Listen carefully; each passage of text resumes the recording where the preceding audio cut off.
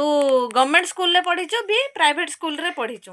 तो government school और private school मध्य रे पार्थक्य कोन टिके कहलु देखि गवर्नमेंट स्कूल रे मुझे 10 मार्क को 5 मार्क आनी थाए मते 5 मार्क मिले किंतु प्राइवेट स्कूल रे मुझे 10 मार्क को 5 मार्क आने मते 10 रे 10 मार्क दे दियंती आउटे पार्थक्य गवर्नमेंट स्कूल रे खाइबा फ्री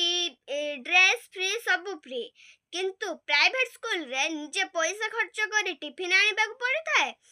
एवं निजे भी ड्रेस किनिबा को पड़ी थाए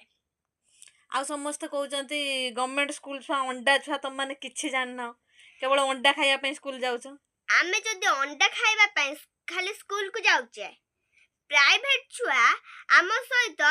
पाठ पढ़ा रे चैलेंज करी के देखेलो तुम माने जीति जीव हां प्राइवेट छुआ के अछो आसो गवर्नमेंट छुआ के सहित चैलेंज करी देखो ए चैलेंज रे समान ही हारिबे सतरे देखिबा